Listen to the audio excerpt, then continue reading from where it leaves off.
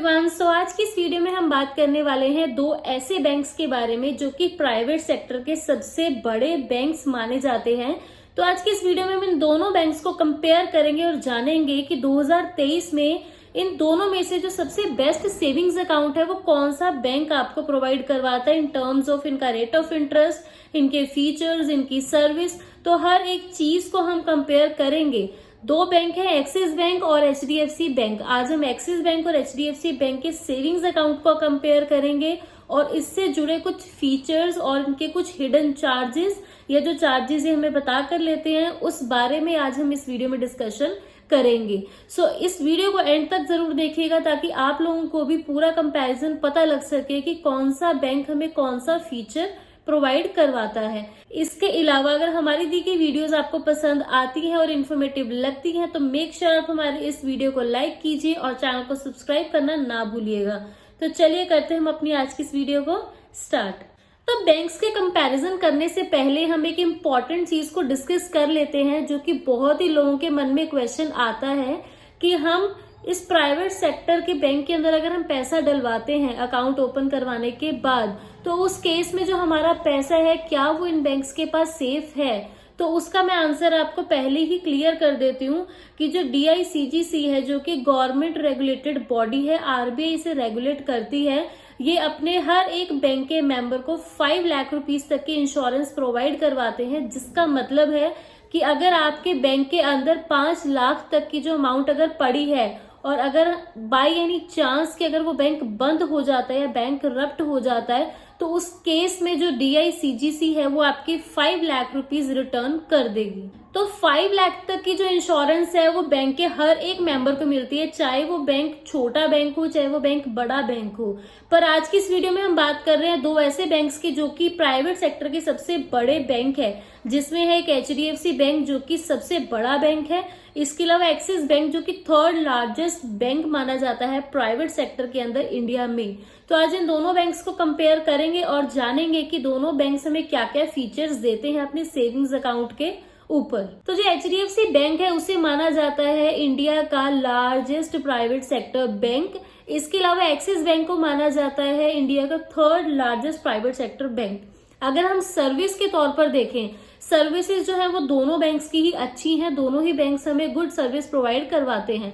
इसके अलावा net banking service हम देख लेते हैं। नेट बैंकिंग और मोबाइल बैंकिंग की जो सर्विस है वो आपको दोनों ही बैंक्स में काफी अच्छी देखने को मिल जाएगी। इसके अलावा जो ऑनलाइन अकाउंट ओपनिंग का जो प्रोसेस है वो दोनों ही बैंक्स हमें प्रोवाइड करवाते हैं। दोनों ही अपनी वेबसाइट के ऊपर क्लियरली मेंशन करते हैं कि आप घर बैठे ही अपना जो अकाउंट है वो ओपन करवा सकते हैं। उसके अंदर सिंपली आप अपनी कुछ डिटेल्स देनी है और आपकी जो ऑनलाइन KYC है वो वहीं पर ही हो जाएगी, आपको ब्रांच जाने की तक जरूरत नहीं पड़ेगी। तो किसी भी बैंक के अंदर अकाउंट ओपन करवाने से पहले हर एक पर्सन के मन में क्वेश्चन आता है कि रेट ऑफ इंटरेस्ट कितना वो बैंक हमें ऑफर कर रहा है। जो HDFC बैंक है वो रेट ऑफ इंटरेस्ट ऑफर कर रही है सेविंग्स अकाउंट के ऊपर 3% का। इसके अलावा जो एक्सिस बैंक है वो भी हाल फिलहाल 3% का ही हमें हमारे सेविंग्स अकाउंट के ऊपर रेट ऑफ इंटरेस्ट ऑफर कर रही है। 3.5 भी है बट वो 50 लाख की अमाउंट से ऊपर है जो दोनों ही बैंक हमें प्रोवाइड करवाते हैं।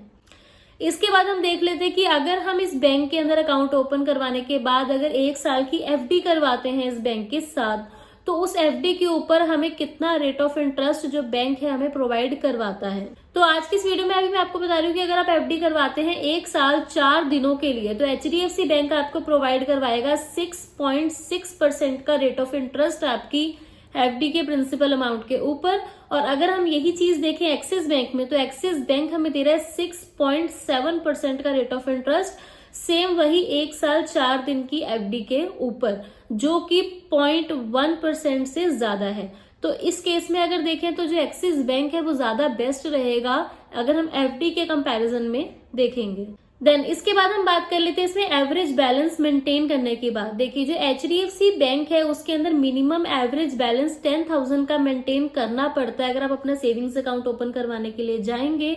यूट्यूब के ऊपर बहुत सारे ऐसे लोग हैं जो ये दावा कर रहे हैं कि 0 बैलेंस अकाउंट आप प्राइवेट सेक्टर बैंक्स में ओपन करवा सकते हैं। ऐसा कुछ भी नहीं है, ना ही HDFC बैंक 0 बैलेंस अकाउंट दे रहा है ना ही एक्सिस बैंक दे रहा है। जो ये बैंक अकाउंट हमें 0 बैलेंस वाला ऑफर करते हैं वो जनधन खाते वाले अकाउंट होते हैं जो कि हुए ना हुए एक ही बराबर है, क्योंकि बहुत ही बेसिक अकाउंट होते हैं, BSBD अकाउंट्स होते हैं जो कि बैंक हमें प्रोवाइड करवाते हैं, बहुत ही बेसिक है और वो उसका ऑनलाइन कुछ लेना देना नहीं है, उसके लिए आपको ब्रांच ही जाना पड़ेगा और उसमें ट्रांजैक्शंस भी बहुत कम होती हैं और इवन कैश डिपॉजिट करवाने की लिमिट भी बहुत कम होती है। अगर आप डेली यूज करना चाहते हैं तो उस केस में आप एवरेज बैलेंस मेंटेन करने वाला ही अकाउंट ओपन करवाएं, जीरो बैलेंस अकाउंट के चक्कर में आप बिल्कुल भी ना पड़े। तो जो HDFC बैंक है वो 10,000 का एवरेज मिनिमम बैलेंस मांगता है मंथली, जो कि आपको मेंटेन करके रखना होगा। नहीं मेंटेन करेंगे तो उस अकॉर्डिंग आपके ऊपर जो पेनल्टीज हैं वो हर महीने जो बैंक है वो चार्ज करेगा। दूसरी तरफ अगर हम बात करें एक्सिस बैंक की, जो एक्सिस बैंक है वो आपसे एवरेज मिनिमम बैलेंस सेम ही मांगता है, 10,000 रुपए का ही मांगता है। बट डिफरेंस क्या है, एक्सिस बैंक में अकाउंट खुलवाने के लिए आपको एक इनिशियल फंडिंग देनी पड़ेगी। इनिशियल फंडिंग जो ये मांगता है वो मांगता है 16,000 रुपए की। दैट मीन्स कि 16,000 आपको एक बारी में डालने होंगे। उसके बाद चाहे आप उसे 24 घंटे के बाद निकलवा लो, चाहे 10 मिनट के बाद ही अपने अकाउंट से निकलवा लो जैसे ही आपका अकाउंट ओपन हो जाता है। बट एक बार के लिए आपको इसके अंदर जो 16,000 रुपीज है वो डिपॉजिट करवाने होंगे। ये जो इनिशियल फंडिंग है ये एरिया वाइज अलग अलग रहती है, जैसे इनिशियल फंडिंग देनी होगी और 10,000 आपका मिनिमम एवरेज बैलेंस मेंटेन होना चाहिए। और अगर आप अर्बन एरिया में रहते हैं तो उस केस में 15,000 की इनिशियल फंडिंग और 10,000 का एवरेज बैलेंस आपको मेंटेन करना होगा। इसके अलावा अगर आप सेमी अर्बन एरिया में रहते हैं तो 6,000 रुपीज की इनिशियल फंडिंग जो बैंक आपसे मांगेगा और 5,000 का जो एवरेज बैलेंस है वो आपको मेंटेन करके रखना होगा। इसके अलावा अगर आप रूरल एरिया में रहते हैं तो उस केस में 3,000 की इनिशियल फंडिंग और साथ ही 2,500 का एवरेज बैलेंस आपको मेंटेन करके रखना होगा अगर आप एक्सिस बैंक के अंदर अपना डेली बेसिस के लिए अकाउंट ओपन करवाना चाहते हैं। सेम अगर हम HDFC बैंक में बात करें, अगर आप मेट्रो एरिया में रहते हैं तो आपको 10,000 बैलेंस मेंटेन करना है। अगर आप अर्बन एरिया में रहते हैं तो भी आपका 10,000 एवरेज बैलेंस ही आपने मेंटेन करना है। अगर आप सेमी अर्बन एरिया में रहते हैं तो उस केस में आपने 5,000 का एवरेज बैलेंस मेंटेन करके रखना है। और अगर आप रूरल एरिया में रहते हैं तो उस केस में 2,500 रुपीज का जो एवरेज बैलेंस है वो बैंक आपसे मांगता है मेंटेन करने के लिए। सो आई होप आपको ये क्लियर हो गया होगा कि कितना एवरेज बैलेंस आपने अपने एरिया के अकॉर्डिंग अपने बैंक अकाउंट में मेंटेन करके रखना है। देन इसके बाद हम देख लेते हैं एलिजिबिलिटी क्राइटेरिया अकाउंट ओपन करवाने के लिए। फिलहाल जो गवर्नमेंट ने है वो तय किया हुआ है कि अगर आप अपना अकाउंट ओपन करवाना चाहते हैं तो आपकी जो एज है वो 18 साल से ऊपर होनी चाहिए। दैट मीन्स मिनिमम एज आपकी 18 ईयर्स की होनी चाहिए अगर आप अपना अकाउंट ओपन करवाना चाहते हैं दोनों ही बैंक्स में। इसके अलावा आपको वीडियो KYC की फैसिलिटी भी जो है घर बैठे ही दे दी जाएगी। जैसे आप अपनी जो नॉर्मल बेसिक इन्फॉर्मेशन है अपनी दोगे बैंक की वेबसाइट के ऊपर, उसके बाद ही जो बैंक का पर्सन है या बैंक का रिप्रेजेंटेटिव है वो आपको वीडियो कॉल करेगा और आपकी वीडियो KYC घर बैठे ही हो जाएगी बहुत ही जल्द। देन इसके बाद हम बात कर लेते हैं कि जो बैंक है ये अपने सेविंग्स अकाउंट के साथ चेकबुक देता है और उसके क्या चार्जेस लेता है। देखिए जो चेकबुक है वो आपको दोनों के साथ ही मिलेगी। जो पहली चेक बुक होती है जिसमें 20 चेक्स होते हैं वो आपको कम्प्लीटली फ्री मिलेंगे दोनों ही बैंक्स की तरफ से। इसके अलावा जो डेबिट कार्ड है वो भी आपको साथ ही मिलेंगे। जो डेबिट कार्ड है विद इन 1 वीक आपके घर आ जाएंगे। मोस्टली जो बैंक्स है वो आपको साथ के साथ ही डेबिट कार्ड दे देते हैं। अगर HDFC बैंक की हम बात करें तो डेबिट कार्ड चार्जेस ये ले रहे हैं 499 प्लस टैक्सेस। इसके अलावा अगर आप एक्सिस बैंक के अंदर अकाउंट ओपन करवा के अपना डेबिट कार्ड लेते हैं तो उस केस में ये चार्जेस लेते हैं 590 प्लस टैक्सेस या प्लस GST जो भी हम कहते हैं उसे। तो उस केस में जो डेबिट कार्ड चार्जेस है वो HDFC बैंक में कम है और एक्सिस बैंक जो है वो डेबिट कार्ड के कुछ ज्यादा ही चार्जेस ले रहा है। इसके बाद हम देख लेते हैं कि जो ये बैंक है अपने ATM विड्रॉल्स कितने हमें अलाउ करता है। अगर हम बात करें HDFC और एक्सिस बैंक की, दोनों अप्रोक्सीमेटली हमें सेम ही देते हैं। अगर हम मेट्रो सिटीज में ATM से विड्रॉ करवाते हैं मनी तो उस केस में हमें 3 ट्रांजैक्शन फ्री मिलती हैं और 5 ट्रांजैक्शन हमें फ्री मिलती है नॉन मेट्रो सिटीज के अंदर। इसके अलावा अगर हम इन ट्रांजैक्शंस के अलावा अपने कार्ड से मनी निकलवाने की कोशिश करते हैं तो उस केस में जो बैंक है वो हमारे से कुछ चार्जेस लेता है। जिस केस में जो HDFC बैंक है वो लेता है हमसे 21 rupees per transaction plus GST और इसके अलावा जो एक्सिस बैंक है वो लेता है 20 रुपीज प्लस GST अगर हम किसी और ATM से मनी विड्रॉ करवाने के लिए जाते हैं जब हमारी ट्रांजैक्शन लिमिट जो है वो कम्प्लीटली खत्म हो जाती है। इसके अलावा जो ऑनलाइन है वहां पर आप जॉइंट अकाउंट नहीं ओपन करवा सकते। उन लोगों के लिए जो जॉइंट अकाउंट ओपन करवाना चाहते हैं, एक बार के लिए आप अपनी जो इनकी वेबसाइट से सिंपल अकाउंट ओपन करवा लीजिए। अगर उसके बाद आप अपने पार्टनर का या किसी का भी अपने खाते के साथ जॉइंट करवाना चाहते हैं तो उस केस में आपको अपने नियरेस्ट ब्रांच जाना होगा, वहीं जाकर ही आपका जो सिंगल सेविंग्स अकाउंट है उसको जॉइंट सेविंग्स अकाउंट में कन्वर्ट कर दिया जाएगा। इसके बाद अगर हम इनके बेस्ट क्रेडिट कार्ड्स की बात करें तो उस कैटेगरी में सबसे बेस्ट जो क्रेडिट कार्ड है वो कौन सा आता है। अगर तो आपने HDFC बैंक में अकाउंट ओपन करवाया तो उस केस में जो सबसे बेस्ट इनका जो क्रेडिट कार्ड है वो फिलहाल तो मिलेनिया क्रेडिट कार्ड चल रहा है, जो कि फिलहाल सबसे बेस्ट है HDFC बैंक का।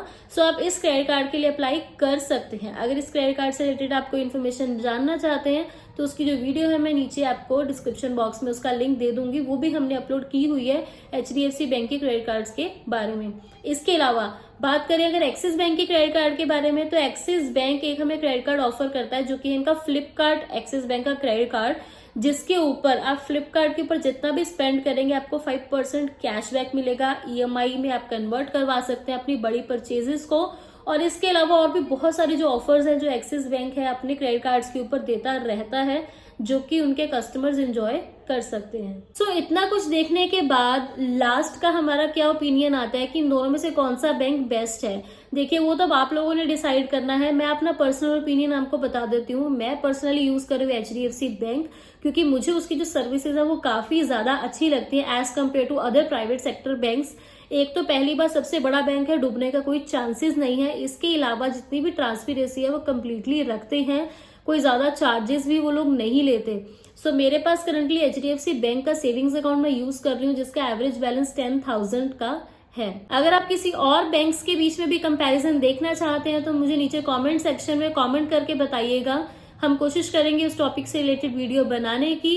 इसके अलावा अगर आपको हमारी ये वीडियो पसंद आई हो तो मेक श्योर आप हमारी इस वीडियो को लाइक करें, चैनल को सब्सक्राइब करें। मैं मिलती हूँ आप सबसे हमारे नेक्स्ट वीडियो में, तब तक के लिए कीप वॉचिंग अनलॉग लाइफ।